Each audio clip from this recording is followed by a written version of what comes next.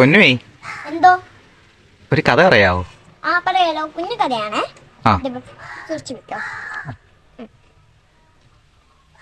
ഒരു കാട്ടിൽ ഒരു കുഞ്ഞു സിംഹം ഉണ്ടായിരുന്നു. ആ ആ സിംഹം ഭയങ്കര ഉറക്കത്തിലായിരുന്നു.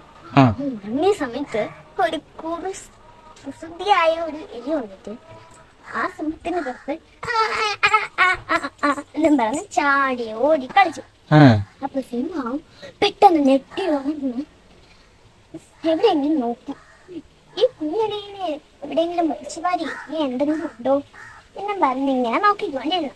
ആ അപ്പോ ആ സിംഹരാജാവിന്റെ എലിക്ക് മനസ്സിലായി ഭയങ്കര ദേഷ്യമാണെന്ന് സിംഹരാജാവിന് കുഞ്ഞേലി മനസ്സിലാക്കി.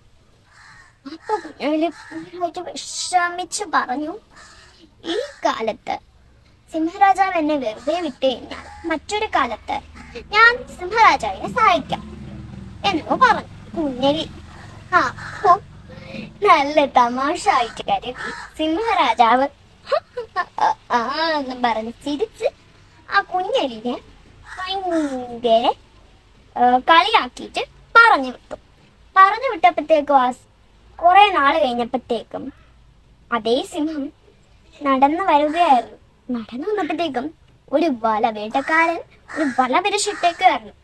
അപ്പൊ പാവം സിംഹം അതറിയാതെ അതിലൊന്നും കുടുങ്ങി.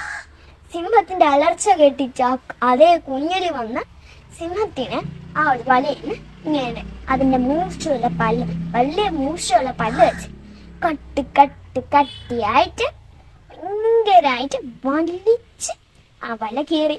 അപ്പത്തേക്ക് ഇതിന്റെ ഗുണപാഠം ആരെയും നമ്മൾ ചെറുതാക്കി കാണരുത്. ഇത്രയേ ഉള്ളൂ എന്റെ കഥ. കൊള്ളായിരുന്നേ.